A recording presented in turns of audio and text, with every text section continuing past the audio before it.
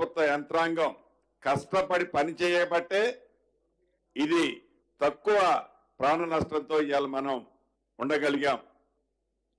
దీన్ని కూడా రాజకీయ లబ్ధి కోసమనో రాజకీయంగా లబ్ధి పొందాలనో ఏ పార్టీ అయితే ప్రధాన ప్రతిపక్షమని చెప్పుకుంటున్న ఆ పార్టీ ఫ్లోర్ లీడర్గా ఉన్న అనుభవజ్ఞులైన ఆనాటి మాజీ ముఖ్యమంత్రి గారు కానీ ఈనాటి ఫ్లోర్ లీడర్ గారు కానీ ప్రజల్లోకి వచ్చేది లేదు. ఇక వారికి సంబంధించిన మిగతా బ్యాచ్లు ఉన్నాయి. ఆనాటి మాజీ మంత్రులు ప్రజల్లోకి వచ్చేది లేదు. దొంగల పడ్డ 6 నెలలకి కుక్కల మురిగిని అన్నట్లు 3 రోజులైతే ఈ సంఘటనలు జరిగి ఈ రోజు అక్కడక్కడ వెళ్ళి ఏదో రాజకీయ లబ్ధి కోసం మాట్లాడటం తప్ప తగు సూచనలో సలహాలో ఈ ఉన్న విపత్తు పరిస్థితుల్లో ప్రజలను కాపాడే దాంట్లోనో సూచనలు ఇవ్వకుండా మేమున్నప్పుడు ఇది చేశాం, వారున్నప్పుడు ఇటువంటి సందర్భం ఎప్పుడూ రాలే. నిజంగా మన పక్కనే పక్క రాష్ట్రం ఉంది ఆంధ్రప్రదేశ్. ఉమ్మడి ఖమ్మం జిల్లాకు ఆనుకొని ఉంటుంది కృష్ణా జిల్లా.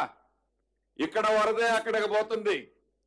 ఈ ఖమ్మం జిల్లాలో కానీ మహబూబాబాద్ జిల్లాలో కానీ జరిగిన నష్టాన్ని అటు కృష్ణా జిల్లాతో పోల్చుకుంటే వాళ్ళకి 2 కళ్ళు ఉన్నాయి. ప్రధాన ప్రతిపక్షం అని చెప్పే నాయకులకి కానీ వాళ్ళ తొత్తులకు కానీ అక్కడ ఇక్కడ కంపేర్ చేస్తే ఎక్కడ ఎక్కువ నష్టం జరిగిందో ఇప్పటికైనా కనపడుద్ది. వాళ్ళకి రాజకీయ విమర్శ చేయాలని చేస్తున్నారే తప్ప ఎప్పుడైనా గతంలో ఇటువంటి సందర్భాలు వచ్చినప్పుడు వారు పరిపాలించిన 10 సంవత్సరాలలో ఏనాడైనా ఆనాటి ముఖ్యమంత్రి ప్రత్యక్షంగా వచ్చి ఎవరైతే ప్రజలు ఇబ్బంది పడుతున్నారో ఎవరైతే ప్రజల కష్టాల్లో ఉన్నారో కనీసం డబ్బు లేకపోతే ఈపోయారు, సాయం చేయకపోతే చేయిపోయారు, నేనున్నా అండగా అని అన్న సందర్భాలు ఏనాడు లేవు.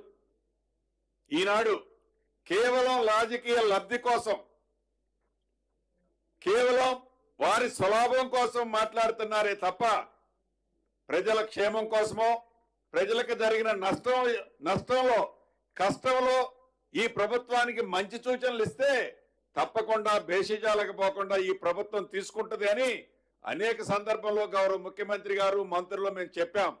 సూచనలు సలహాలు కాదు, మైక్ దొరికితే చాలు అధికార పార్టీ మీద యుద్ధం ప్రకటించినట్లు నోటికే పదాలు వస్తే ఆ పదాలు వాళ్ళు మాట్లాడుతున్నారు. వాళ్ళకి సంబంధించిన కొద్ది మందితో అది నోటికి పట్టరాని భాషతో మాట్లాడిపిస్తున్నారు. నిజంగా దురదృష్టకరం, చాలా బాధాకరం. ఇప్పటికైనా వారు మంచి సూచనలు ఇస్తే తప్పకుండా సేకరిస్తాం. గౌరవ ముఖ్యమంత్రి గారు నిన్న ఇయ్యాల చెప్తున్నారు, ఏవైతే వారి దగ్గర గత ప్రభుత్వంలో ప్రజల సొమ్ము కొల్లగొట్టి దాచుకున్న డబ్బుందో ఆ డబ్బులో 1000 కోట్లో 2000 కోట్లో సీఎం నిధులకు ఇస్తే తప్పకుండా వాటికి మేమింత కలిపి ప్రజలకు సేవ చేయడానికి ఈ ప్రభుత్వం ఉందని ఆ దిశగా ఆలోచించాలని కూడా వారిని కోరుకుంటూ అధికారులకు ఇందాక ముఖ్యమంత్రి గారు అన్ని సూచనలు సలహాలు ఇస్తారు. ఒకటి చెప్పేది, డబ్బు ఎంత ఖర్చైనా పర్వాలేదు, ఈ ప్రభుత్వం ప్రజల ప్రభుత్వం. ఇందిరమ్మ రాజ్యంలో పేదోళ్ళకి నష్టం కలగకుండా ఉండే విధంగా తప్పకుండా నేను కూడా టైం టు టైం ఇక్కడే ఉంటాను.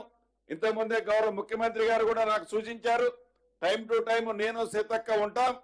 ప్రజలకు ఎక్కడ